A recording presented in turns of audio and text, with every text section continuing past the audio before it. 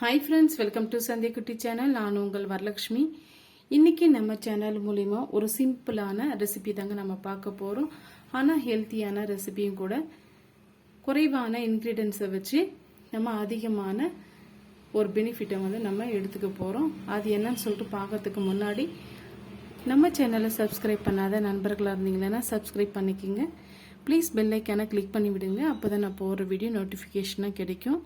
இப்போ நம்ம சேனல் மூலிமா ஒரு சூப்பரான பொடி ரெசிபி தாங்க நம்ம பார்க்க போகிறோம். அதுக்கு தேவையான பொருட்கள் என்னென்னு சொல்லிட்டு நம்ம பார்க்கலாம். மெஷர்மெண்ட் கப்பில் அரை கப் அளவுக்கு நான் கடலை பருப்பு எடுத்து வச்சுருக்கேங்க. இது 250 ml உள்ள மெஷர்மெண்ட் கப்பு.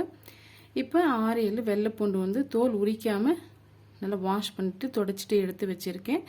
2 டீஸ்பூன் அளவுக்கு மல்லி விதை, 2 டீஸ்பூன் அளவுக்கு கருப்பு எள்ளு, நான் முழு உளுந்து எடுத்து வச்சுருக்கேங்க. இது உடம்புக்கு ரொம்ப ரொம்ப நல்லது. அதனால் தோல் எடுக்காமல் முழு உளுந்து நான் எடுத்து வச்சுருக்கேன். 20 போல் வரமிளகாய் எடுத்து வச்சுருக்கேன். உங்கள் காரத்துக்கு ஏற்ப கூட்டவோ குறைக்கவோ செய்துக்குங்க. இப்போ நம்ம எப்படி சேர்த்துன்ட்டு நம்ம பார்க்கலாம். அதுக்கு ஒரு கடாய் ஒன்று வச்சுக்கிட்டுங்க. இப்போ ஸ்டவ் ஆன் பண்ணிக்கலாம். இப்போ நம்ம எடுத்து வச்சிருக்க கடலை பருப்பு சேர்த்துக்கலாம். சேர்த்துட்டு மிதமான தீயில வச்சு இதில் நம்ம நல்லா வறுத்து எடுத்துக்கலாம். ஒரே ஈவனா எல்லா சைடும் நல்லா வறுபடணும். அப்போதான் கீழே அடிப்பிடிக்காம கருகாம வாசமா இருக்கும். இது மாதிரி வறுத்து அரைச்சி செய்யும் போது நமக்கு அதிக நாட்கள் நம்ம ஸ்டோர் பண்ணி கூட எடுத்து வச்சுக்க முடியும்.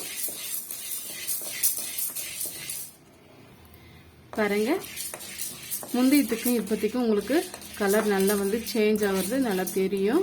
நல்லா வறுபட்டும் வந்துடுச்சு. இப்போ நம்ம இதை எடுத்து ஒரு பிளேட்டில் மாற்றிக்கலாம். எந்த கப்பால் நீங்கள் அளந்து எடுத்துக்கிட்டீங்களோ அதே கப்பால் அதே அளவுக்கு அரை கப் அளவுக்கு நான் உளுந்து எடுத்து வச்சுருக்கேன். அதையும் சேர்த்துக்கலாம். இதையும் மிதமான தீயில வச்சு நம்ம வறுத்து எடுத்துக்கலாம்.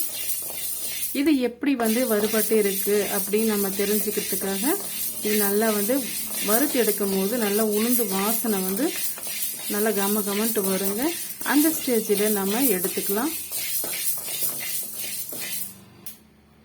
பாருங்க, நல்லாவே வறுபட்டு வந்துடுச்சு. இப்போ சிம்மில் வச்சுக்கிட்டு இதை நம்ம எடுத்துடலாம். இப்போ அதே கடாயில் நம்ம 2 டீஸ்பூன் அளவுக்கு மல்லி விதையை சேர்த்துக்கலாம். இப்போ அது கூடவே 1 டீஸ்பூன் அளவுக்கு சீரகம் சேர்த்துக்கலாம். சேர்த்துட்டு இதையும் நல்லா மிதமான சூட்லயே வறுத்து எடுத்துக்கலாம். பாருங்க, மல்லி விதையும் நல்லா வறுபட்டு வந்துடுச்சு. இப்போ இதையும் சேர்த்து அதே பிளேட்ல ஆற வச்சுக்கலாம். இப்போ மல்லி விதை எவ்வளோ எடுத்துக்கிட்டீங்களோ அதே அளவுக்கு நம்ம கருப்பு எள்ளும் எடுத்துக்கிறோம். சேர்த்துட்டு அதையும் நல்லா வாசமாக வர வரைக்கும் வறுத்து எடுத்துக்கலாம். பாருங்க, நல்லா வறுபட்டு வந்துடுச்சு. எடுத்துடலாம்.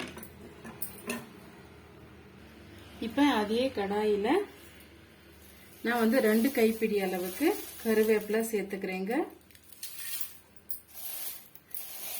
கருவேப்பிலை நல்லா வாஷ் பண்ணிட்டு காட்டன் கிளாத்தால தொடச்சிட்டு வெயில்ல காய போட்டு எடுத்து வச்சிருக்கேங்க. இந்த மாதிரி செய்யும் போது அதிக நாட்கள் நம்ம ஸ்டோர் பண்ணி எடுத்து வச்சுக்கலாம். நீங்க டைரக்டான கருவேப்பிலை சேர்க்கும் போது சீக்கிரமாவே கெட்டு போயிடும். நம்ம என்னதான் வறுத்து அரைச்சி செஞ்சாலும் இந்த மாதிரி நீங்க வெயில்ல நல்லா காய வச்சுட்டு இந்த மாதிரி லைட்டை வறுத்து எடுத்து பொடி செய்து பாருங்க. ரொம்பவே அருமையா இருக்கும். சாப்பிட்றதுக்கும் அதிக நாட்கள் நம்ம அப்படியே ஸ்டோர் பண்ணி வச்சிருந்தோம் சாப்பிடலாம். இந்த கருவேப்பிலை பார்த்தீங்களான்னா நம்ம ஹேர் க்ரோத்துக்கும் ரொம்பவே ஹெல்ப் பண்ணும். கண் பார்வைக்கும் ரொம்பவே ஹெல்ப் பண்ணுங்க. அதிக நேரம் வறுக்க வேண்டிய அவசியம் இல்லை. ஏன்னா ஆல்ரெடி நம்ம நல்லா காய வச்சு எடுத்து வச்சிருக்கோம். கொஞ்சம் லைட்டா நம்ம வறுத்து எடுத்துக்கிட்டாவே போதுமானது. மாதிரி பிடிச்சு பார்த்தோம்னா அந்த சூடு இருந்தாவே போதும், கரெக்டா இருக்கும். பாருங்க இப்பவே வந்து நம்ம அழுத்தும் போது நல்லா வந்து நசுங்கி வருது.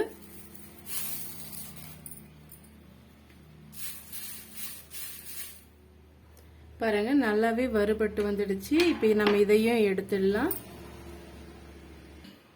இப்ப அதே கடாயில நம்ம வரமிளகாய் சேர்த்துக்கலாம். சேர்த்துட்டு இதையும் வந்து நல்லா வந்து வறுத்து எடுத்துக்கலாம். பாருங்க மிளகாயும் நல்லா வந்து வறுபட்டு வந்துடுச்சு. இப்ப இதையும் நம்ம எடுத்துடலாம்.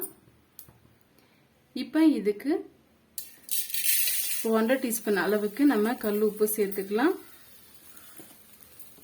சேர்த்துட்டு அந்த ஈரப்பதம் போற வரைக்கும் நம்ம வறுத்து எடுத்துக்கலாம்.